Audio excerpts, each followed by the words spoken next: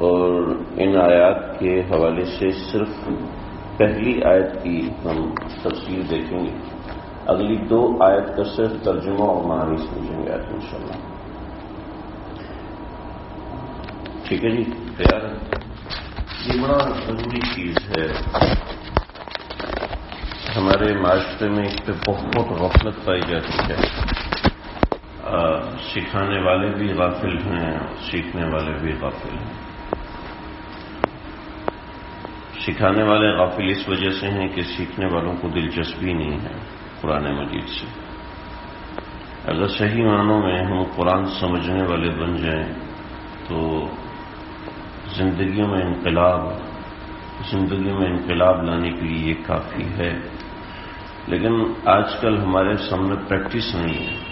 ہمارے سامنے پریکٹس ہے تبلیغی جماعت کی، ہمارے سامنے پریکٹس ہے خانقاہ کی، کہ اس سے زندگی میں انقلاب آتا ہے، تو وہ اصل مرجع تک نہیں پہنچ سکتے۔ محض جماعت میں جانے سے انسان اصل مرجع تک رسائی حاصل نہیں کر سکتا، محض خانقاہ میں آنے سے انسان اصل مرجع مطلب جو اصل بنیاد ہے، انسان وہاں تک نہیں پہنچ سکتا۔ قرآن اصل چیز ہے، اصل ہماری بنیاد قرآن ہے۔ ہم اس کو سمجھیں گے تو بقیہ چیزیں مضبوط ہوں گی۔ حضرت تھانوی رحمۃ اللہ علیہ نے لکھا ہے کہ قرآن فہمی سے انسان دین پر دیر سے آتا ہے، لیکن جب آتا ہے تو اتنا مضبوط آتا ہے کہ اس کو کوئی پیچھے ہٹا نہیں سکتا، بڑی بڑی طاقتیں مل کر اس کو نہیں ہٹا سکتی۔ ذکر اللہ اور دیگر بیانات سے انسان جلدی دین کے قریب آتا ہے، لیکن جلدی ہی منحرف ہو جاتا ہے۔ سمجھیں؟ فرمایا کہ اصل محنت قرآن پہ کرو، اس میں تاخیر ہوتی ہے، لوگوں کی دلچسپی کم ہوتی ہے، لوگ توجہ نہیں دیتے، تو یہ چیز کبھی کبھی مجھے بھی پریشان کرتی ہے کہ میں قرآن پہ محنت کر رہا ہوں تو کوئی سامنے سے رسپونڈ نہیں ملتا۔ میرے استادوں نے فرمایا کہ گھبرانا نہیں۔ احمد علی لاہوری رحمۃ اللہ علیہ جب درس قرآن دیتے تھے تو کوئی بھی نہیں ہوتا تھا، برس تک کوئی نہیں ہوتا تھا، بس اپنے بیٹے کو بٹھا کے دے دیا، اپنے کسی شاگرد کو زبردستی بٹھا کے دے دیا، لیکن برس تک کوئی نہیں ہوتا تھا۔ اور پھر جب سلسلہ بنا تو سید صوفی سرور صاحب رحمۃ اللہ علیہ، مولانا سرفراز خان صفدر صاحب رحمۃ اللہ علیہ، اور ایسے لوگ نکلے جن کی آج اپنی اپنی تفسیریں، ذخیرۃ الجنان حضرت مولانا سرفراز صفدر خان صاحب رحمۃ اللہ علیہ، دروس القرآن حضرت صوفی سرور صاحب رحمۃ اللہ، تو اس طرح کی، تو یعنی ایسے رجال کار بنتا ہے، ایسا بندہ بنتا ہے کہ جس کی بنیاد بہت مضبوط ہوتی ہے۔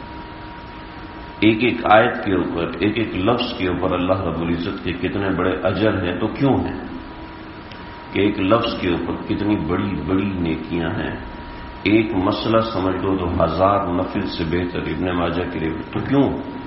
آخر کیا وجہ ہے؟ اللہ کے نبی نے جو ترغیب دی ہے تو کیوں دی ہے؟ اس کی بنیادی وجہ ہے۔ تو آج ہم انشاءاللہ آیت نمبر 29 سے شروع کریں گے۔ آیت نمبر 29 کا ترجمہ ہم پچھلے سبق میں پڑھ چکے ہیں، آج صرف ریوائز کریں گے۔ لیس علیکم جناح ان تدخلوا بیوتا، لیسا کا مطلب ہے، اتنا تو سمجھ میں ہوگا، لیسا کا کیا مطلب ہے؟ ہاں جی، لیسا کا کیا مطلب ہے؟ نہیں ہے، ٹھیک ہے۔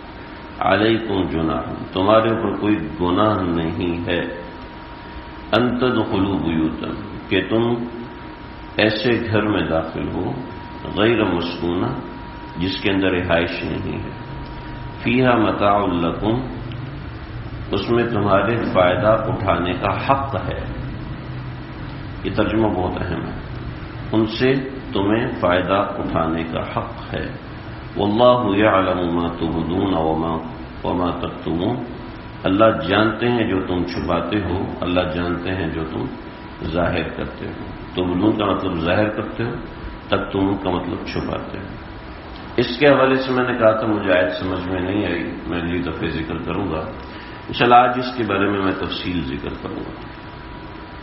اگلی 2 آیتیں بہت اہم ہیں، اس کا ترجمہ سمجھیں ذرا. قل، آپ کہہ دیجئے، للمؤمنین، مومنین سے، یغضوا من ابصارہم، اپنی نگاہیں باز سے نیچی رکھیں، اپنی نگاہیں باز سے نیچی رکھیں، یا اپنی باز نگاہیں نیچی رکھیں، دونوں قسم کے ترجمے سے. وَيَحْفَظُوا فُرُوجَهُمْ، اور اپنی شرمگاہوں کی حفاظت کریں. ذَلِكَ أَزْكَىٰ لَهُمْ، یہ ان کے لیے زیادہ اصلاح کا ذریعہ ہے.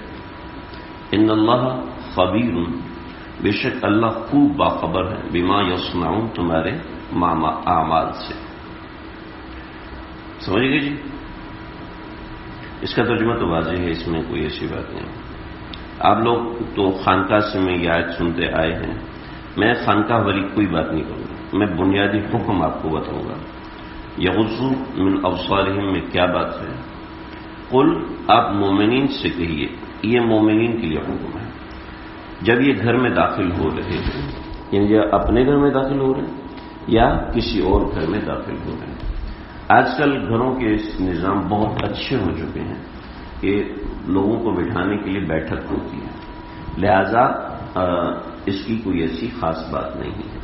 پہلے یہ ہوتا تھا کہ گھر جو ہے وہ سیدھا سیدھا گھر ہوتا تھا، اس میں ایک کمرہ ہوتا تھا، بلکہ پورا کھلا صحن وغیرہ ہوا کرتا تھا، اور تو اس میں ان کی خواتین بھی سامنے چولہے پر ہوتی تھیں یا خواتین بھی اپنے معمولات میں ہوتی تھیں. تو اس وجہ سے اس وقت یہ حکم تھا گھر کے اندر داخل ہوتے ہو، کیونکہ پیچھے گھر میں داخل ہونے کے احکام ہے نا. میں ذکر کیا تھا، آپ قرآن مجید کو اس نظر سے دیکھیں کہ جس نظر سے کافر دیکھتا ہے تو یہ سوال کرے گا پیچھے تو گھر کا ذکر تھا، آگے اچانک سے کیا بات آ گئی. تو جب یہ احکامات گھریلو معاملات کے ہیں، جب آپ کسی کے گھر جاؤ تو نظر جھکا کے جاؤ. پہلے تو یہ حکم اس وجہ سے تھا، لیکن قرآن مجید کا کوئی حکم صرف ایک خاص وقت کے لیے نہیں، بلکہ اب بھی یہ حکم اس لحاظ سے متوجہ ہے کہ آپ گھر میں جا رہے ہیں تو دائیں بائیں دیکھنا ہے. اچھا انہوں نے ڈیکوریشن فیس کتنے کا لگایا؟ ہوگا کوئی 10,000 کا. اچھا ان کی ورتھ کتنی ہے؟ اس کا مطلب اس سے ادھر ادھر کی چیزیں دیکھ کے اس کی ورتھ نکالنا شروع کر دی. ادھر ادھر کی چیزیں دیکھ کے، ان کے پردوں کو دیکھ کر، ان کے صوفوں کو دیکھ کر، ان کے اس کو دیکھ کر ان سے اپنے رشتے جوڑنا شروع کر دیے، ان سے تعلق کیسے بنانا.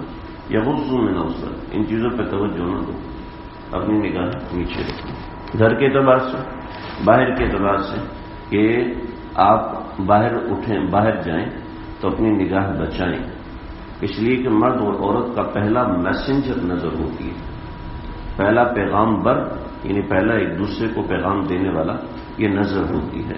لہذا مردوں کو حکم دیا کہ اپنی نظریں عورتوں سے بچاؤ.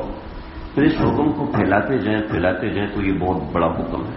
مثلا یہ کہ نظر کی حفاظت کا حکم کیوں ہے؟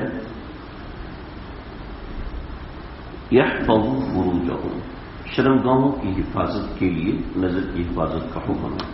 اس کا مطلب ہے کہ ہر وہ چیز جو کہ مفضی الی الحرام ہو. مفضی الی الحرام یہ اصطلاح ہے، اصطلاحات آپ لوگ ذہن میں بٹھانے کی کوشش کریں، اس سے فائدہ ہوگا. مفضی الی الحرام یعنی دیکھیں، انگریزی ہم مینجمنٹ پڑھتے ہیں، ٹھیک ہے، اکاؤنٹنگ پڑھتے ہیں، اس میں ڈیبٹ کریڈٹ ہوتا ہے، ٹھیک ہے. کیوں فاروق بھائی ڈیبٹ کریڈٹ ہوتا ہے؟ ڈیبٹ کریڈٹ کسی نے بدلنے کی کوشش کی؟ ڈیبٹ کریڈٹ کیوں نہیں بدلتے؟ اس کو بدلیں نا. کیوں نہیں صاحب؟ کتنے عرصے اکاؤنٹنگ ہے، برس اکاؤنٹنگ ہے، ڈیبٹ کریڈٹ کو بدلیں ذرا. آپ ذرا بدلیں، ٹی اکاؤنٹ کو بدلیں. نہیں بدلتے، ان اصطلاحات کو سمجھتے ہیں. حالانکہ اکاؤنٹنگ کی فیلڈ میں جانے سے پہلے کسی کو پتہ ہی نہیں ہوتا کہ بیلنس شیٹ کیا ہوتی ہے. ٹھیک ہے، بیلنس کا مطلب اور ہے، شیٹ کا مطلب اور ہے، لیکن بیلنس شیٹ ایک اصطلاح نہیں. تو قرآن اصطلاح جی مجھے ایک صاحب ہیں امریکہ سے پڑھتے ہیں، تو مجھے کہنے لگے کہ آپ ایسا کریں نا، ان اصطلاحات کو تبدیل کر کے کوئی آسان اصطلاحات لے کر آئیں. میں نے ان کو کہا کیونکہ آج یہ ایک مرض ہے، کیونکہ جو انجینئر ڈاکٹر حضرات ہیں وہ اصطلاحات کو بدلی کر دیتے ہیں. تو اس میں قباحت ہی کیا ہے؟ تو اب اکاؤنٹنگ کی اصطلاح کیوں نہیں بدلتے؟ ڈاکٹری کی اصطلاح کیوں نہیں بدلتے؟ اس میں کیا قباحت ہے؟ آپ ڈاکٹر سے کہنا کہ ڈاکٹر صاحب مجھے 101 بخار ہے، ڈاکٹر کا کمپاؤنڈر کیا کہے گا؟ تو 101 کبھی بھی نہیں بولے گا، ان کی اپنے پیمانے وہ سینٹی گریڈ سے ڈاکٹر بتاتے ہیں۔ کیوں بتاتے ہیں جی؟ ہم تو اس لحاظ سے بتاتے ہیں جو تھرمامیٹر میں نظر آتا ہے وہ کیوں نہیں بدلی گئی؟ اس میں حرجی کیا ہے؟ ہر علم کو سیکھنے کے لیے اس کی اصطلاحات سمجھنا، ہر علم کی بنیاد کو جاننے کے لیے اس کی اصطلاحات جاننا صحیح ضروری ہے۔ تو قرآن کو صحیح سمجھنے کے لیے اس کی بنیادی اصطلاحات سمجھنا بھی ضروری ہے۔ ہر علم کا اصول ہے، تو قرآن کا کوئی اصول نہیں۔ چنانچہ یہ لوگ مسئلے بھی اسی وجہ سے بدلتے ہیں جو کہ ان کی عقل میں نہیں آ رہے ہوتے ہیں۔ مفضی الی الحرام یہ باقاعدہ اصطلاح ہے، ٹرمینالوجی ہے کہ اللہ کے نبی صلی اللہ علیہ وسلم نے ایسی اصطلاحات کو استعمال فرمایا ہے۔ ٹھیک ہے، تو ہم ان اصطلاحات کو تبدیل نہیں کرتے، کیونکہ ایک اصطلاح کے پیچھے ڈھیروں احادیث ہیں، ڈھیروں قرآن کے ضابطے ہیں۔ اگر ہم ان اصطلاحات کو تبدیل کر دیں گے تو دوسرے لفظ میں کوئی نہ کوئی ایسا مطلب آئے گا۔ تو ہر وہ چیز جو مفضی الی الحرام ہے اس کو منع کر دیا اس کے ذریعے سے۔ ٹھیک ہے، یغض من ابصارہم، یعنی جس نوکری سے آپ کو پتہ ہے کہ اس نوکری کی وجہ سے میں حرام کھانے لگ جاؤں گا، یہ نوکری تو حلال ہے لیکن اس کی وجہ سے میں حرام میں پڑ جاؤں گا۔ ٹھیک ہے، یہ نوکری بالکل جائز ہے لیکن اس کی وجہ سے میں گناہوں میں مبتلا ہو سکتا ہوں، اس کا مجھے پکا یقین ہے، تو اب یہ نوکری کرنا بھی حرام ہو جائے گا۔ اگرچہ اس سے کمائے گئے پیسے حلال ہوں گے لیکن یہ نوکری کرنا بھی حرام ہو جائے گا۔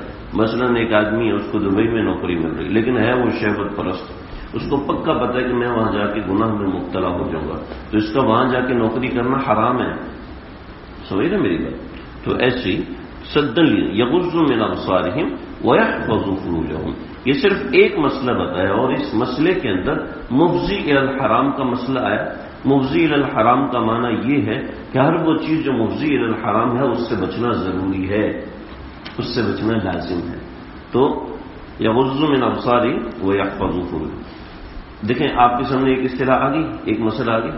آپ لوگ مجھ سے زیادہ دنیا کو جانتے ہیں، ٹھیک ہے نا، اس میں تو کوئی شک کی بات نہیں ہے، آپ لوگ مجھ سے زیادہ دنیا کو جانتے ہیں۔ آپ کے سامنے کتنی چیزیں آتی ہیں جو مفضی الی الحرام ہوں گی، اس کے اوپر یہ قاعدہ فٹ ہوتا ہے، قرآن سے فٹ ہوتا ہے۔ ذالک ازکی لکم، ذالک ازکی لہم، یہ تمہارے لیے زیادہ بہتر ہے۔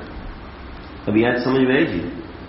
ان اللہ خبیر بما یصنعون، اور جو تم وہ کام، ہر وہ کام، دیکھیں جو کام مفضی الی الحرام ہے وہ مفتی صاحب کو نہیں پتہ چلے، وہ آپ کو پتہ چلے گا، مجھے پتہ چلے گا۔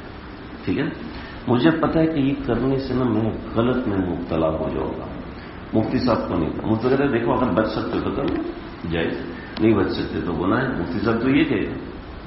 جو تم دل میں چھپا کے بیٹھو نا، ان اللہ خبیر، اللہ بہت اچھے سے جانتا ہے بما یصنعون، جو تم دل میں پلاننگ کر رہے ہو، یصنعون کا خاص معنی ہے پلاننگ کر رہے ہو، منصوبہ بندی کر رہے ہو، جو تمہارے دل میں بات چل رہی ہے نا اللہ، کیونکہ انسان کو خود پتا ہوتا ہے کہ میں یہاں بچ سکتا ہوں، میں یہاں نہیں بچ سکتا۔ یہ انسان زیادہ بہتر جانتا ہے، دوسرا انسان کم بہتر جانتا ہے۔ سمجھ رہے ہیں؟ یہ آج سمجھ میں آئی جی؟ یہ اور پیرا اس میں نے ذکر کیا۔ ایک دوسرا پیرا ہے کہ جو شخص آنکھیں گندی کرتا ہے اور آنکھیں گندی کرنے میں وہ اس بات کا لحاظ رکھتا ہے کوئی دوسرا مجھے دیکھ نہ لے، کوئی دیکھ نہ لے، دائیں بائیں دیکھتا ہے، کوئی دیکھ نہ لے، چھپ کے گناہ کرتا ہے، تو یہ ذہن میں رکھے کہ وہ چھپا ہوا نہیں ہے، چاہے کتنا ہی چھپ جائے۔ تفصیل اس کی بہت بڑی ہے اور ضروری بھی ہے، انشاءاللہ میں اس کو ذکر کروں گا۔ فی الحال آیت سمجھ میں آ گئی جی، معنی سمجھ میں آ گیا، آگے چلیں۔ وَقُلْ لِلْمُؤْمِنَاتِ يَغْضُضْنَ مِنْ أَبْصَارِهِنَّ، آپ عورتوں سے کہیے کہ وہ بھی اپنی نگاہیں نیچی رکھیں، وَيَحْفَظْنَ فُرُوجَهُنَّ، اور وہ بھی اپنی شرمگاہوں کی حفاظت کریں۔ دیکھیں نگاہ کی حفاظت کرنا یہ جسم کی ذمہ داری ہے، اور فروج کی حفاظت کرنا یہ لباس اور دل، ان دونوں جگہوں کی ذمہ داری ہے۔ سمجھے؟ نگاہوں کی حفاظت کرنا یہ صرف جسم کے اوپر لازم کیا ہے، لیکن شرمگاہوں کی حفاظت اللہ نے جسم اور لباس ان دونوں کے اوپر لگایا ہے۔ ٹھیک ہے. اس کا تعلق لباس اور دل ان دونوں سے ہے. لباس اور دل یہ مضبوط ایسا ہونا چاہیے جو واقعتاً لباس اور دل کہلائے. لباس یعنی ایسا لباس ہو جو کہ سطر کو چھپانے والا ہو، اس کے ذریعے سے شرمگاہ کی حفاظت ہو. ہر وہ لباس جو شرمگاہ کو ایسے ظاہر کرے کہ دوسرا اس سے برانگیختہ ہو. برانگیختہ مطلب گناہ کی طرف مائل ہو. مائل ہونے کا مطلب کہ کسی دوسرے کے دل میں اس لباس کے ساتھ غلط خیال آ سکتا ہو. سمجھ رہے؟ کسی دوسرے کے دل میں اس لباس کے ساتھ غلط خیال آ سکتا ہو. یہ بہت مضبوط تعریف ہے، آ سکتا ہو. لہذا یہ جو کہتے ہیں نا، یہ جو خواتین کا دن ہوتا ہے نا، کون سا؟ ویمن ڈے جو ہے، اس کے اندر بہت سے نعرے چل رہے تھے. میری شرٹ چھوٹی نہیں، تمہاری سوچ چھوٹی ہے، اس طرح کا نعرہ. ٹھیک ہے، میرا جسم اور میری مرضی، اس طرح کے نعرے جو لگائے جاتے ہیں. اسی طریقے سے اور بھی اس نوعیت کے معاملات کہ تم اپنی سوچ کو وسعت دو. یعنی پردہ کرنے والوں کو تنگ نظر کہا جاتا ہے. سوچ کو وسعت دو نہیں. جہاں ایسا لباس ہے جو کہ غلط خیال لا سکتا ہے، شریعت نے اس کو منع کیا ہے. اب دوسرے کو آئے یا نہ آئے، یہ بات کی بات ہے. ہم اس پہ بحث ہی نہیں کر رہے. اور یہ ساری دنیا جانتی ہے کہ دوسرے کو خیال آتا ہے، تو ساری دنیا جانتی ہے. اگرچہ سامنے بھولا بنے، ہمیں تو نہیں آتا، ہماری بہن ہے، ہمیں تو نہیں آتا، ہماری بہن. سب جھوٹ بولتے ہیں، تھوڑا سا سخت جملہ استعمال کرنے کا طریقہ، بکواس کرتے ہیں. ایسا ہو نہیں سکتا. سمجھ رہے؟ ایسا ہو نہیں سکتا، کیونکہ اس موقع پہ تو آپ یہ کریں، لیکن دوسرے موقع پہ آپ ہی کچھ دوسرا جملہ کہو گے، آپ ہی کوئی غلط جملہ کہو گے. کیونکہ انسان کی فطرت جو اللہ نے بنائی ہے، وہی اللہ یہ باتیں بیان فرما رہا ہے. سمجھ رہے؟ تو عورت کا لباس ایسا ہونا چاہیے جو کسی دوسرے کو غلط کاری پہ برانگیختہ نہ کرے. ایسی مرد کا لباس بھی ایسا نہیں ہونا چاہیے جو دوسرے کو غلط کاری پہ برانگیختہ کرے. یعنی ایسی فٹنگ استعمال کرنا، ایسی فٹنگ پہننا اور اس نوعیت کے کپڑے استعمال کرنا جس سے جناب وہ کیا ہوتا ہے، یہ جو بنا ہوتا ہے سکس پیک، وہ میں نے دکھانا ہے، مسلز دکھانے ہیں اور یہ چیز دکھانی ہے. کیوں لڑکے کیوں کر رہے ہوتے ہیں؟ ساری دنیا نہیں جانتی. مولویوں کو تنگ نظر کرتے ہیں، ساری دنیا جانتی ہے کرنا کیا چاہتا ہے. میں آپ کو کیا، مسجد حفصہ میں میرے ساتھ ایک ساتھی ملے، پہلے میں نے الحمدللہ بھی پتہ نہیں کوئی بڑے تھے، ان کے ہاتھ پہ میں نے توبہ کی ہے، اور میں لیزر تھراپی کا کام کرتا ہوں، اور اس میں میں نے پی ایچ ڈی کی ہوئی ہے. میں کہا آپ کرتے کیا ہیں؟ کہتے میں لیزر کے ذریعے سے جسم کے بال صاف کرتا ہوں. اور اس نے پتہ نہیں، مجھے تو نام نہیں آتے، اس نے کئی اداکاروں کے نام بتائے، کئی مرد اداکاروں کے نام بتائے کہ وہ ہمارے پاس پابندی سے آتے ہیں اور ہم گارنٹی دیتے ہیں کہ اتنے مہینے تک آپ کے جسم پہ دوبارہ بال نہیں آئے گا، وغیرہ وغیرہ وغیرہ. تو ہم تھراپی کرتے ہیں اور جسم کے بال ختم کرتے ہیں. تو یہ جو کیا جا رہا ہے، یہ بلا وجہ ہی کیا جا رہا ہے. یہ بلا وجہ، بس میں اپنے آپ کو دکھانے کے لیے، اپنے آپ کو دیکھنے کے لیے کیا جا رہا ہے، یا کسی اور کو دکھانے کے لیے کیا جا رہا ہے. ساری دنیا جانتی ہے. تو وَيَحْفَظُوا فُرُوجَهُمْ وَيَحْفَظْنَ فُرُوجَهُنَّ میں لباس بھی داخل ہے. ٹھیک ہے جی، یہ میں صرف آیت سمجھا رہا ہوں، میں اس کی تفسیر میں نہیں جا رہا. مرد کو نظر جھکانے کے کیا اصول قواعد ہیں، عورت کو نظر جھکانے کے کیا اصول و قواعد ہیں، اس کی تفسیر میں آئیں گے. اس کے شرعی احکامات کیا ہیں، وہ بھی اس کی تفصیل میں آئیں گے. ہم انشاءاللہ اس کو اگلے درس میں. وَلَا يُبْدِينَ زِينَتَهُنَّ، اور اپنی زینت کو مت ظاہر کریں، إِلَّا مَا ظَهَرَ مِنْهَا، سوائے اس کے کہ جو ظاہر ہے ان کی زینت. جو ان کی زینت ظاہر ہے، یعنی مجبوری کی وجہ سے ہر وقت چہرہ نہیں ڈھانپ سکتے، ہر وقت ہاتھ نہیں ڈھانپ. اگر ہر وقت ہاتھ ڈھانپے گی تو آٹا کیسے گوندے گی؟ ہر وقت ہاتھ ڈھانپیں گی تو لکھ نہیں سکتی. ہر وقت اگر ہاتھ ڈھانپیں گی تو بچے کو دودھ نہیں پلا سکتی. ہر وقت اگر ہاتھ ڈھانپیں گی تو بہت بڑا حرج ہوگا. اسی طریقے سے ہر وقت اگر پاؤں ڈھانپیں گی تو بیت الخلا نہیں جا سکتے. اس طریقے سے اور بھی بہت سے عوارض آتے ہیں. تو إِلَّا مَا ظَهَرَ مِنْهَا، جن چیزوں کو اللہ نے ظاہر کیا. ایسی ہر وقت اگر چہرہ چھپا کے رکھے گی تو اس کے لیے بہت مشکل ہو جائے گا، گھر کے اندر رہنا بھی مشکل ہو جائے گا. ان 3 چیزوں کو مستثنا قرار دیا. اس کے بعد بڑی طویل بحث ہے، میں انشاءاللہ کروں گا. وَلْيَضْرِبْنَ بِخُمُرِهِنَّ، وَلْيَضْرِبْنَ اور ڈال دیں، بِخُمُرِهِنَّ چھپا لیں، بِخُمُرِهِنَّ اصل میں وَلْيَضْرِب کہتے ہیں اوڑھنی کو یوں پھینکنا، ٹھیک ہے، یوں پھینکنا اوڑھنی کو. وَلْيَضْرِبْنَ بِخُمُرِهِنَّ عَلَى جُيُوبِهِنَّ اپنے جیوب یعنی گریبانوں کو، اپنی اوڑھنی اپنے گریبانوں پہ ڈالیں، یعنی گریبان کے نیچے کا حصہ یہ عورت کا ظاہر نہیں ہونا چاہیے. وَلَا يُبْدِينَ زِينَتَهُنَّ اپنی زینت کو مت کھولیں. کن کے سامنے؟ 8 مرد ان کے سامنے کھولنے کی اجازت ہے، چہرہ کھولنے کی اجازت ہے، ہاتھ کھولنے کی اجازت ہے، پاؤں کھولنے کی اجازت ہے. اپنی زینت کو ان کے سامنے کھولنے کی، سر کھولنے کی اجازت ہے، اپنی زینت کو ان کے سامنے کھولنے کی اجازت ہے. 8 مرد ہیں جی اور 4 اور قسم کے لوگ ہیں. ان کے سامنے 12 لوگوں سے پردہ نہیں ہے. ٹھیک ہے جی، 12 لوگوں سے پردہ نہیں ہے. ان میں 4 مرد ہیں، 8 مرد ہیں اور 4 دوسرے لوگ ہیں. اس کو ذرا سمجھیں. الا لبعولتہن شوہر بعول کہتے ہیں اپنے شوہر، ٹھیک ہے، بعولتہن اپنے شوہر یعنی کسی کا بھی شوہر، ٹھیک ہے. الا لبعولتہن اپنے شوہروں کے سامنے، او آبائہن اور اپنے ابا کے سامنے، ٹھیک ہے. ابا کا مطلب ابا، دادا، پردادا، سکر دادا، نگر دادا وغیرہ وغیرہ، ٹھیک ہے.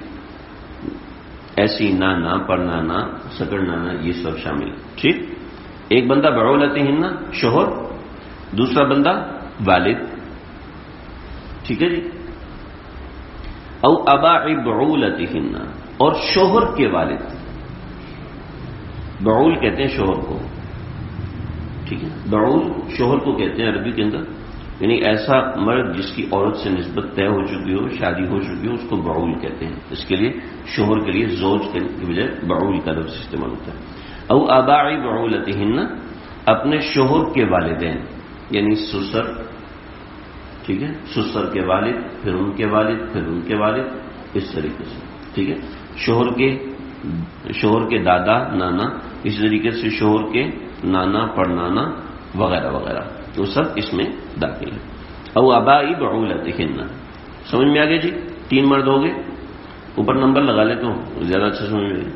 او ابنائہن اور اپنے بیٹے، ان سے پردہ نہیں ہے. سمجھے جی، میں صرف ابھی سمجھا رہا ہوں، الفاظ سمجھا رہا ہوں. اپنے بیٹے. او ابناء بعولتہن اور شوہر کے بیٹے.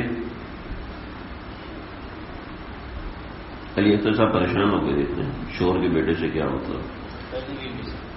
ہاں شکر ہے آپ سمجھے، ورنہ ہماری نسل تو سمجھے گی نہیں. شوہر کے بیٹے، ایک ہی شوہر ہوتا ہے، ایک ہی بیوی ہوتی ہے، اس کے علاوہ تو ہو نہیں سکتا. تو آپ تو سمجھ سکتے ہیں. شوہر کے بیٹے کا مطلب یہ ہے کہ مرد کی پہلے کہیں اور شادی تھی اور اس کا بھی بیٹا تھا، یعنی سوتیلے بیٹے، ٹھیک ہے، ان سے بھی پردہ نہیں ہے. اچھا، یہ بہت بڑا مسئلہ ہے. ہمارے کئی ایک ایسے لوگ جن کی شادی ہوئی، ایک خاتون بجائے ماڈل کالونی، ان کی شادی ہوئی کسی صاحب سے، ان کی بھی طلاق ہو چکی تھی، مرد کی بھی طلاق ہو چکی تھی. تو ان کا بچہ تو کہیں گے بھائی میں تو بہت پریشان ہوں، اب اس کے بیٹے سے میں پردہ کیسے کروں، مجھے سمجھ میں نہیں. اس سے پردہ نہیں ہے آپ کا.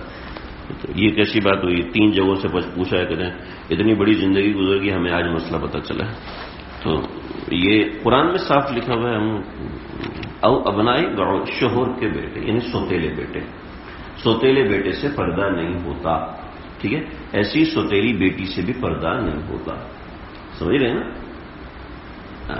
سوتیلی بیٹی یعنی جس بیوی سے ملاقات کر چکا ہو اس کی بیٹی، اس کو ربیبہ کہتے ہیں.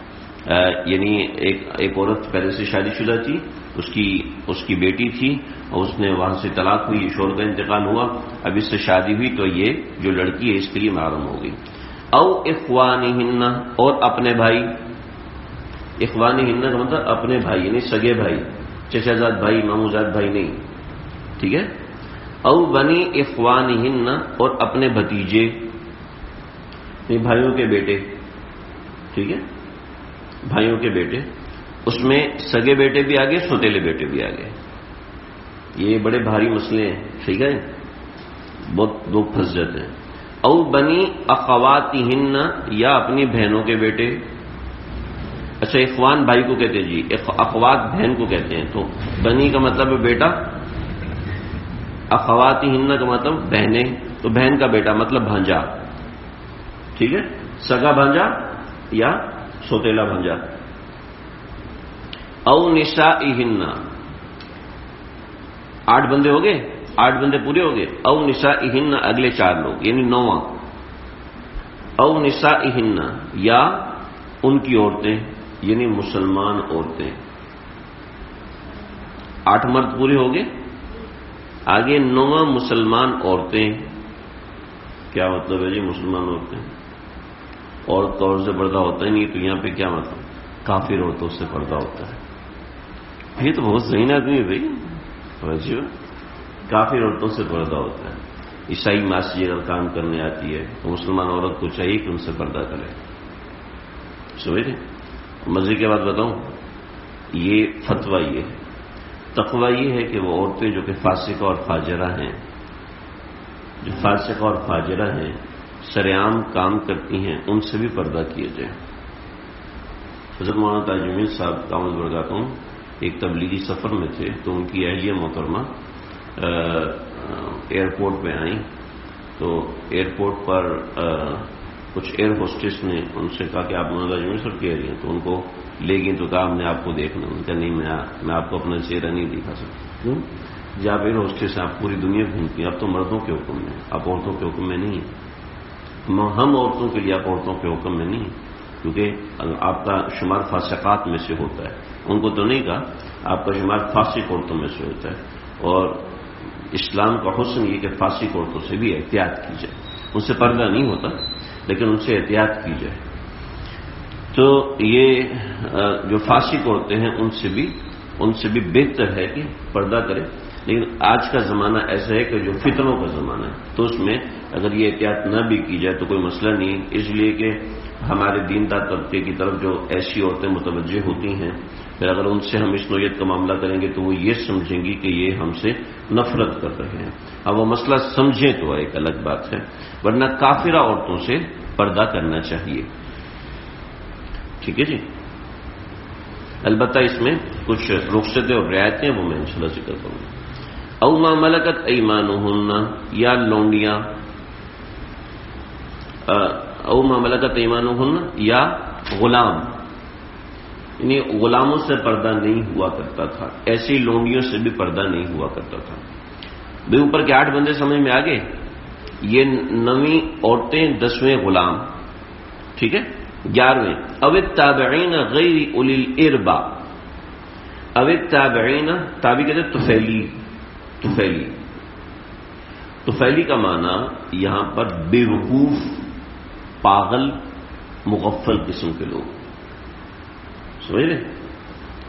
بے وقوف پاگل یعنی کہ جو مینٹل ہوتے ہیں، مینٹل کیس ہوتے ہیں، جو بالکل پاگل ہوتے ہیں، ان لوگوں کے لیے ہے او التابعین، یعنی مینٹل قسم، غیر اولی الاربا، جن کو خواتین سے کوئی تعلق ہی نہیں، خواتین سے کوئی تقاضا ہی نہیں ہوتا، ٹھیک ہے، ایسے لوگ، سمجھ رہے؟ یعنی ایسے پاگل، یعنی ہر پاگل نہیں، اس کی طرف دیکھ کے کیوں ہنس رہے تو سمجھدار آدمی، ایسے پاگل جن کو خواتین کی طرف کوئی داعیہ نہیں ہے، کھدڑے مراد نہیں ہے اس سے، سمجھ رہے ہیں؟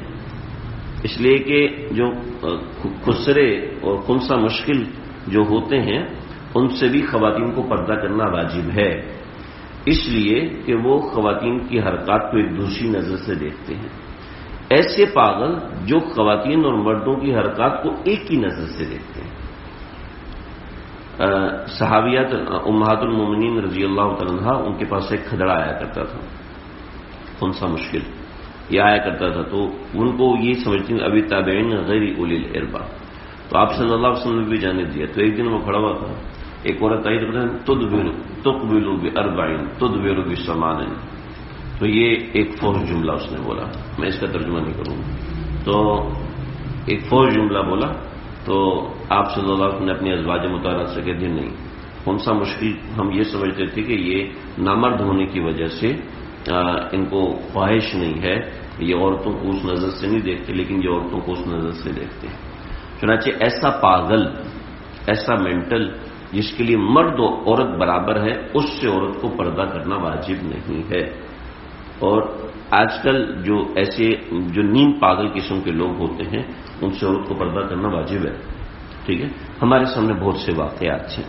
اس وجہ سے ہم یہی کہتے ہیں کہ جو نیم پاگل قسم کے لوگ ہیں، چاہے وہ دیور ہے چاہے وہ اس طرح کا آدمی ہے، اس سے پردہ کرے. ٹھیک ہے جی. او طفل یا بچے، طفل بچے کو کہتے ہیں. طفل کی حد تک کو ایک ہوتا ہے ولد، ایک ہوتا ہے طفل، ایک ہوتا ہے مراہق، ایک ہوتا ہے بالغ. یہ چار ہوتے ہیں: ولد، طفل، مراہق اور بالغ. لڑکوں میں چار قسم کے درجات ہیں. جیسے یہ بچہ بیٹھا ہوا ہے، یہ بچہ بیٹھا ہے، یہ مراہق کے درجے میں ہے. جیسے 11-12 سال کے لڑکے ہوتے ہیں، یہ مراہق کے درجے میں ہوتے ہیں. مراہق یعنی قریب البلوغ بچے. ٹھیک ہے، ان سے بھی پردہ کرنا واجب ہوتا ہے. عورتوں کو ان سے پردہ کرنا واجب ہوتا ہے. جن بچوں کا عام طور پر ایک گلڑ ہلکا سا نظر آنا شروع ہو جاتا ہے، یہ مراہق ہوتے ہیں، قریب البلوغ ہوتے ہیں. تو ان سے بھی عورتوں کو پردہ کرنا ہوتا ہے. اور جو اس سے چھوٹی عمر کے بچے ہوتے ہیں ان کو عربی میں طفل کہتے ہیں. اللہ نے آگے واضح کیا، اب طفل، اور ایسے بچے الذین لم یظہروا علی عورات النساء، جن کے سامنے عورتوں سے آشنائی نہیں ہوتی. یعنی آشنائی کا مطلب یہ ہے کہ جو عورت کے خفیہ معاملات ہوتے ہیں ان سے ان کی طرف ان کی کوئی اسی نوعیت کی رغبت نہیں ہوتی کہ وہ دلچسپی سے دیکھنا چاہتے ہیں. جیسے آپ نے دیکھا ہوگا کہ بہت سے بچے کسی دوسری عورت کو دیکھ کے نا جوش میں آ جاتے ہیں، کوئی ایکسائٹیڈ ہونا شروع، بھاگنا شروع کر دیتے ہیں، کبھی سلپ پہ مارنا شروع کر دیتے ہیں کسی دوسری عورت کو دیکھ کے. ٹھیک ہے، تو اگر تو وہ مراہق ہے پھر تو اس کا پردہ ویسے ہی واجب ہے. اگر وہ قریب المراہق ہے تو وہ طفل کے حکم میں نہیں رہے گا. سمجھ رہے؟ یعنی جو بچے عورتوں کو دیکھ کر ایسی حرکتیں، بہت سے بچے ہوتے ہیں جو دوسری عورتوں کو دیکھ کر شرمانا شروع کر دیتے ہیں، تو وہ بچے ہوتے ہیں، وہ اس میں شامل نہیں. سمجھ رہے جی؟ یہ 12 قسم کے لوگ ہو گئے. سمجھ گئے جی آیت کو؟ ہم اس کی تفسیر میں نہیں جا رہے، انشاءاللہ اگلی دفعہ کریں گے. بڑی مزے کی تفسیر ہے اس کی، بڑی زبردست، مزہ آئے گا آپ کو. آپ کہیں گے آیت اتنی لمبی ہے تو بور نہ ہو جائے، اس لیے میں نے بتا دیا، بڑی مزیدار ہے. آگے بتاؤں، ولا یضربن بارجلہم. بور تو نہیں ہو رہے جی علی اختر صاحب؟ بور تو نہیں ہو رہے؟ چلو اللہ کرے. ولا یضربن بارجلہم. آگے کیا حکم ہے؟ بہت زبردست. اپنے پاؤں کو زور سے نہ مارے، لیعلم، کہ جس سے ظاہر ہو جائے، ما یخفین من زینتہن، وہ زینت جو ان کو چھپانی چاہیے. چنانچہ ایسا ایڑی والا جوتا پہننا جو ٹک ٹک ٹک ٹک ٹک کرے، یہ صحیح ہے. ٹھیک ہے، ایسا زیور پہننا عورت کا پاؤں کے اندر، پائل وغیرہ، کہ جس کے چلنے سے عورت کا گزرنا دوسروں پر ظاہر ہو، یہ بھی جائز نہیں. ایسا عورت کا پرفیوم استعمال کرنا کہ جس کو استعمال کرنے کے بعد مرد اس کی طرف بار بار دیکھیں، لیعلم ما یخفین زینتہن، تو یہ بھی جائز نہیں. سمجھ رہے؟ یہ خاص طور پہ ایڑی والا جوتا. میں ایک دفعہ دکان پہ گیا تو وہ اتنی بڑی ایڑی تھی جتنا بندے کا منہ ہوتا ہے. میں نے کہا بھائی یار یہ کون لیتا ہوگا؟ کہا مولوی صاحب یہ آخری پیس ہے. یہ آخری پیس ہے، ہم نے اس لیے رکھا تھا کہ یہ لے کر آ جائیں. اس طرح کا یہ تو عورتیں چھوڑتی نہیں. میں نے کہا اللہ معافی ہے، بندے کے منہ جتنی تھی اس کی ایڑی ہے. کر دی کیا ہے پتہ نہیں اس کو پہن کے، اس سے بہتر ہے سیڑھیاں پہن لیں. خیر اللہ معاف فرمائے. جن کو اس چیز کی عادت ہوتی ہے وہ بڑے خطرناک معاملات میں ہوتے ہیں، وہ دوسروں کو بیوقوف سمجھ رہے ہوتے ہیں. کیا سستے سستے جوتے پہننے والے لوگ ہیں، ہم تو ان کو منہ ہی نہیں لگاتے ہیں. یہ تو ہمارے لیول کے لوگ نہیں. اللہ حفاظت کروں. اللہ کا شکر ہے اللہ ایسے لیول میں نہیں بنائے تو اچھا ہے، لیکن یہ ایک غلط عادت ہے. یعنی جس کے پہننے سے آواز آئے، ٹک ٹک ٹک ٹک کی آواز، ایسا جوتا پہننا. اور عورت پاؤں کے اندر وہ کیا پہنتی ہے؟ پائل پہنتی ہے، پائل پہنتی ہے، یہ بھی پہننا دوستوں. گھر میں بھی نہیں، باہر نکلتے وقت گھر میں شوہر ہے، اس کی خوشی کے لیے پائل پہننے کوئی حرج نہیں. تو ایسی پائل پہنے کہ جو بجنے والی نہ ہو. ٹھیک ہے، پاؤں کا زیور پہنے، پاؤں کا زیور شوہر کو پسند ہے بالکل پہنے، لیکن ایسی پائل نہ پہنے کہ جو بجنے والی ہو. اگر گھر میں کوئی نامحرم نہیں ہے، اپنے بچے ہی ہیں، تو پھر پہننے میں کوئی حرج نہیں، تاکہ شوہر کو پتہ لگے کہاں کہاں جاتی ہے. ٹھیک ہے. اچھا، ایسا زیور جیسے اور بہت زیادہ کڑے پہن لیے، ٹھیک ہے، اور وہ اس طریقے سے ہلانا یا ایسی چوڑیاں ہلانا جس سے غیر محرم کو آواز جائے، یہ درست نہیں ہے. جیسے سفر میں جا رہی ہیں، سفر میں اتنی بڑی چوڑیاں پہن کے پاؤں بازو ہلا رہے ہیں، تو کئی مردوں کی توجہ اپنی طرف کھینچتی ہیں، یہ جائز نہیں ہے، مناسب نہیں. اسی طریقے سے بازو میں سونے کے کڑے پہنے ہوتے ہیں یا آرٹیفیشل جیولری پہنی ہوتی ہے، تو وہ بھی اس کی ممانعت میں آ جاتی ہے. یعنی ایسا زیور جس کے بجنے سے مرد کے کان میں اس کی آواز جائے، وہ استعمال نہیں کرنا چاہیے. اور ذہن میں رکھیں، یہ کوئی کنٹروورسی نہیں ہے، شریعت عورت کی حفاظت کے لیے یہ سب چیزیں بتا رہے ہیں. ٹھیک ہے نا. آپ مجھ سے زیادہ جانتے ہیں کہ کتنے واقعات ہوتے ہیں کہ ڈاکو آتے ہیں، پورا بازو کاٹ کے لے جاتے ہیں. اس وقت سمجھ میں آتا ہے، اس وقت جب اسلام منع کرے تو پھر سمجھ میں نہیں آتا. حفاظت کے لیے عورت کی حفاظت. تو توبو، اس میں غلطی کمی کوتاہی ہوتی ہے. اللہ فرماتا ہے توبو الی اللہ جمیعا ایھا المؤمنون، اللہ کی طرف لوٹو اے تمام مومنوں، لعلکم تفلحون، تاکہ تم کامیاب ہو جاؤ. یہ جناب ان 3 آیات کا میں نے صرف مفہوم ذکر کیا ہے، بات سمجھ میں آ گئی ہوگی امید ہے. ٹھیک ہے نا.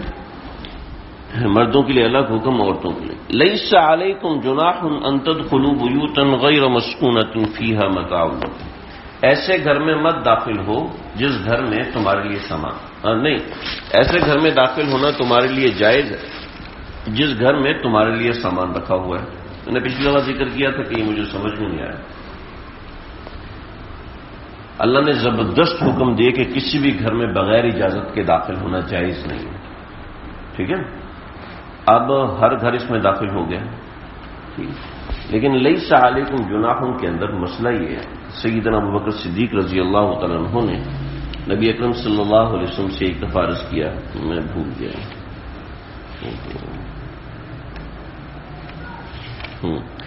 سیدنا صدیق اکبر رضی اللہ تعالیٰ عنہ نے، یہ اس کو کہتے ہیں استیزان.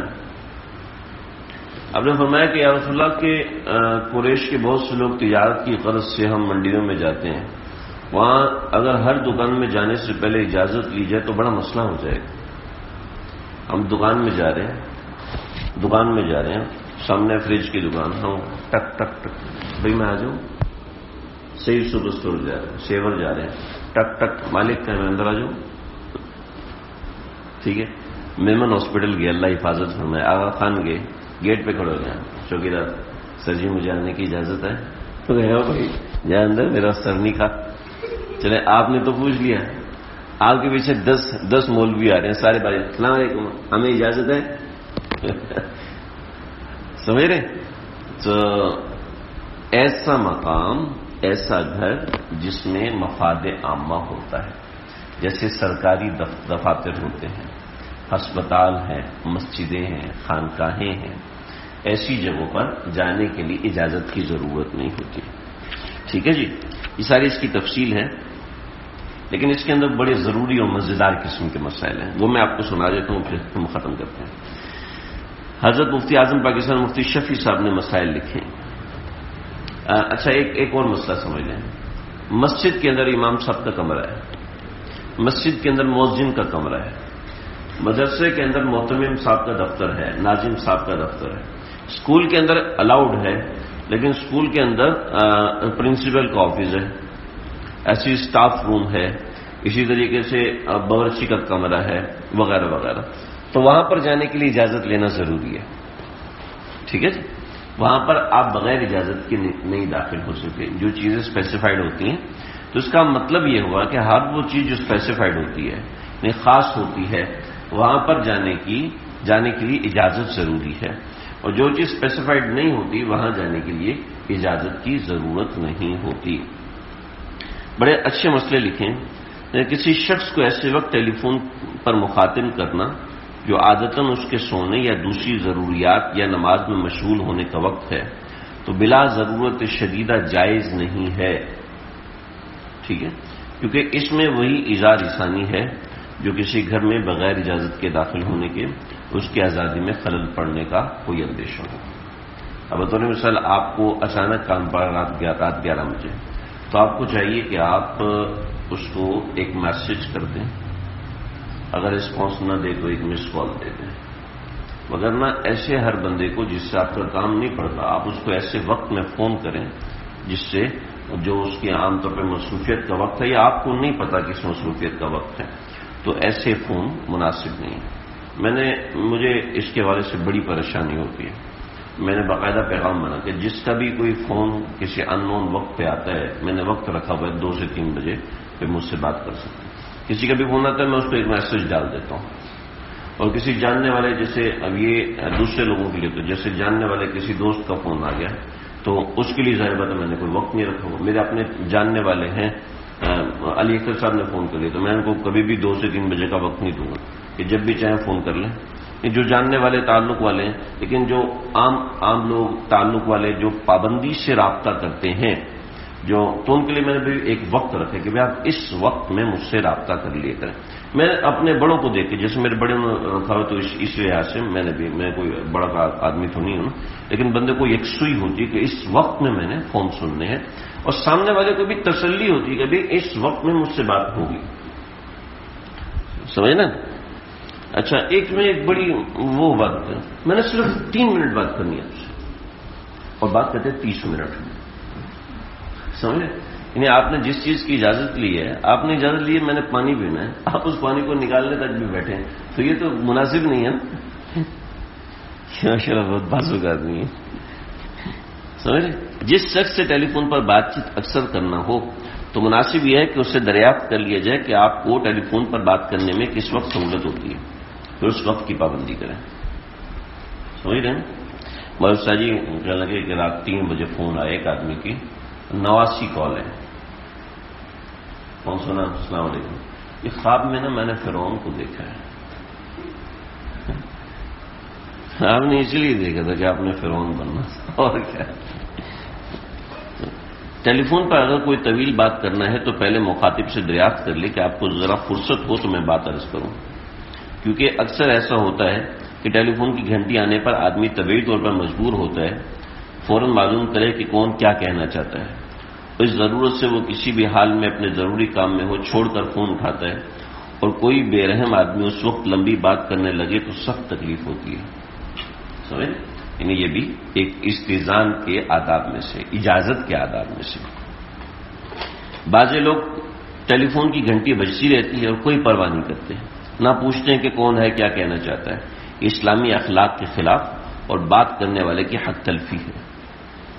جیسا حدیث میں ہے ان لزوری کا علی کا حق، یعنی جو شخص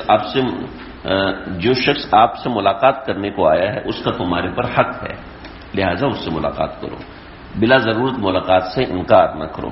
اسی طرح جو آدمی ٹیلی فون پر آپ سے بات کرنا چاہتا ہے اس کا بھی حق ہے کہ آپ اس کو جواب دیں، سمجھے جی؟ کسی کے مکان پر ملاقات کے لیے جاؤ، ایک اور مسئلہ، کسی کے مکان پر ملاقات کے لیے جاؤ تو اجازت حاصل کرنے کے لیے کھڑے ہو تو گھر کے اندر نہیں جھانکنا چاہیے، کیونکہ استئذان کی مصلحت یعنی اجازت لینے کی مصلحت یہی ہے کہ دوسرا آدمی جو چیز آپ پر ظاہر نہیں کرنا چاہتا آپ کو اس کی اطلاع نہیں ہونی چاہیے، سمجھے؟ میں آج بہت پڑھی ہوتی میں سب کچھ جاننا چاہتا ہوں، مجھے سب کچھ پتا ہونا چاہیے آپ کے بارے میں، یہ غلط بات ہے۔ نہ استاد کو ایسا کرنا چاہیے، نہ ماں باپ کو ایسا کرنا چاہیے، اور نہ ہی کسی دوست کو ایسا کرنا چاہیے مجھے تیرے بارے میں سب کچھ پتا ہونا چاہیے۔ یہ آپ لوگوں کے لیے بڑی اہم بات ہے، چھوٹے لڑکوں، یہ آپ لوگوں کے لیے بڑی اہم بات ہے۔ آپ لوگ جس عمر میں چل رہے ہو نا، اس سے بڑی عمر میں جب آپ جاؤ گے تو آپ کو گیا مجھے سب کچھ پتا ہونا چاہیے اپنی امی کے بارے میں، ابو کے بارے میں، فلاں کے بارے میں، اپنے دوست کے بارے میں جس کو ہم دوست بنا رہے ہیں، تو جس کو ہم سہیلا بناتے ہیں، یہ سہیلا ویلا بنانے کے اندر لڑکے بڑے جذباتی ہو جاتے ہیں، یہ جائز نہیں ہے بھائی. تو دوسرا آدمی جو چیز آپ پر ظاہر نہیں کرنا چاہتا آپ اس کے پیچھے نہ پڑیں، یہ بے وقوفی ہوتی ہے. سامنے والا کہتا ہے میں اس کو نہیں بتانا چاہتا، یہ پھر بھی میرے پیچھے لگا ہوا ہے، پتہ کرنا چاہتا ہے، قریدتا ہے بار بار، کسی طریقے سے اس کو جو عذر ہے وہ میرے سامنے رکھے، اس نے جو اندر سے بات چھپائی ہوئی ہے وہ میرے سامنے رکھے، جان بوجھ کے قریدنے کی کوشش کرتا ہے. یہ غلط طریقہ کار ہے. انتہائی ہمارے دینی حلقوں میں یہ بہت زیادہ ہے، اور اس کا اتنا نقصان ہے کہ جس میں کوئی حد نہیں. بہت بڑا نقصان ہوتا ہے اس کا، خاص طور پر ہمارے دینی حلقوں میں یہ بہت زیادہ ہوتا ہے. صریح حدیث میں اس کی ممانعت ہے. تو میں جس مکان میں داخل ہونا آیات مذکورہ میں بغیر اجازت کے ممنوع قرار دیا، یہ عام حالات میں ہے. اگر اتفاقاً کوئی حادثہ ہو گیا، آگ لگ گئی، کوئی ایسا معاملہ ہو گیا، تو اب گھر کے گرنے کا اندیشہ ہے، تو اب چھلانگ لگا کسی دوسرے کے گھر میں گھسنے کی بالکل اجازت ہے. جس شخص کو کسی نے بلا بھیجا، آپ کو کسی نے بلایا کہ آؤ ذرا پرنسپل صاحب آپ کو بلا رہے ہیں، تو آپ اس کے ساتھ بے دھڑک اندر داخل ہو جائیں. آپ اس دروازے سر جی میں بھی آ جاؤں، تمہیں تو بلانے کے لیے بھیجا ہے، ٹھیک ہے، تو وہاں پر بغیر اجازت کی جا سکتے ہیں. تو یہ چند احکامات سے استیزان اس کو کہتے ہیں. استیزان مطلب کسی کے پاس آنے کی اجازت طلب کرنا. تو یہ شریعت کا بڑا اہم مسئلہ ہے. آپ کسی کے ذاتی زندگی میں بغیر اجازت کے داخل نہیں ہو سکتے، کسی کے ذاتی جگہ پر بغیر اجازت داخل نہیں ہو سکتے. یہ دو لفظوں میں ساری بات کا خلاصہ ہے. کسی کی ذاتی زندگی کے اندر آپ بغیر اجازت کے داخل نہیں ہو سکتے. ہاں جی کہاں سے کیا کماتے ہو آپ، ذرا بتاؤ مجھے، کیونکہ آپ نے میری دعوت کی، بتاؤ ذرا کیا کماتے ہو. اب آپ نہیں بتانا چاہتے تو میرے لیے پیچھے پڑنا جائز نہیں ہے. مجھے سمجھ میں نہیں آ رہا، یا مجھے تو سمجھ میں نہیں آ رہا، کیونکہ میں نے تو دیکھا ہے کہ یہ حبیب بینک میں وہ ورکر کا ڈریس پہن کے جا رہا تھا. اب مجھے میں انکار کرتا ہوں، میں نہیں آ سکتا، کیونکہ میرے اندازے کے مطابق، غالب گمان کے مطابق اس کی آمدن حرام ہے. لیکن قریدنا آپ اس دن وہ کپڑے پہن کے جا رہے تھے، آپ کا کارڈ لگا ہوا تھا حبیب بینک کا یا سودی بینک کا، مجھے نہیں پتا، تفصیل اس میں نہیں جا رہا، سودی بینک کا. تو کیا واقعی آپ یہ جائز نہیں؟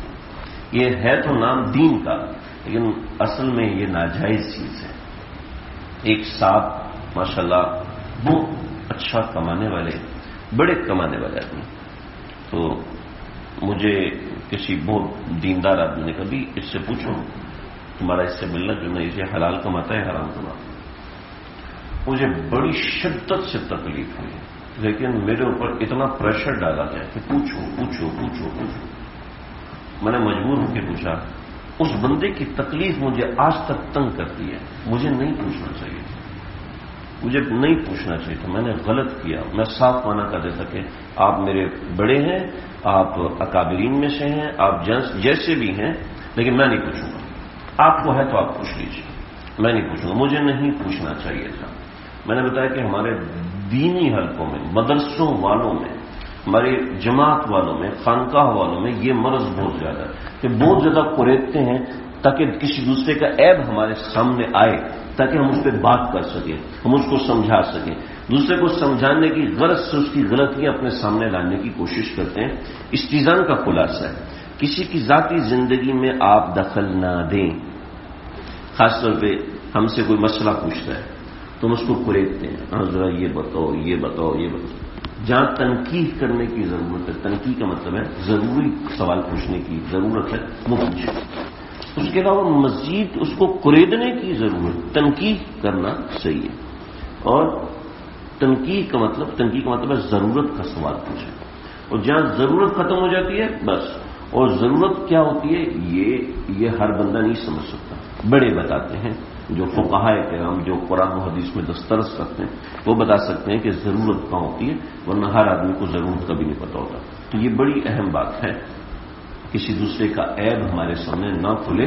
اس کے لیے پوری ترتیب اللہ رب العزت نے قرآن مجید میں بتائی، یہاں تک کہ کہہ دیا کہ جہاں بھی جو نظر جھکا کے جانا تاکہ کسی کا عیب تمہاری آنکھوں کے سامنے آئے. اللہ مجھے آپ کو ہم سب کو سمجھنے کی توفیق عطا فرمائے. بسم اللہ الرحمن الرحیم. مختصر سی دعا کر لے، بہت اوپر ٹائم ہو گیا. الحمدللہ رب العالمین والصلاۃ والسلام علی اشرف الانبیاء وسیدنا محمد. اللهم ربنا تقبل منا انك انت السميع العليم وتب علينا انك. اللہ قرآن کا حق ادا نہیں ہو سکتا، اللہ قرآن کا حق ادا نہیں ہو سکتا. ہمیں معاف فرما دیجیے، ہمیں معاف فرما دیجیے.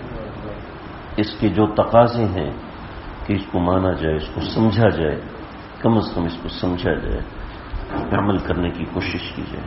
اللہ ہمیں ان کے تقاضوں پر پورا اترنے کی توفیق عطا فرمائے. زندگی گزر گئی، قرآن سے مکمل آشنائی نہ ہو سکی. اللہ معاف فرما دیجیے، اللہ معاف فرما دیجیے. اس کو ہمارے خلاف گواہ مت بنائیے. ہم اپنی سی کوشش، ٹوٹی پھوٹی سی کوشش کرتے ہیں. اللہ معاف فرما دے، اللہ معاف فرما دے. حق ادا نہیں کر سکتے، حق ادا ہو نہیں سکتا.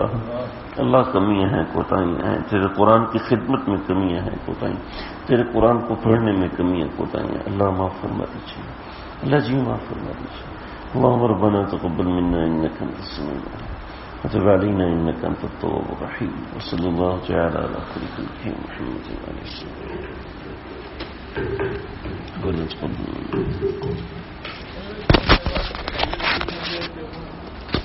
بالکل کرنا چاہیے، وہ تو ایک الگ حکم ہے.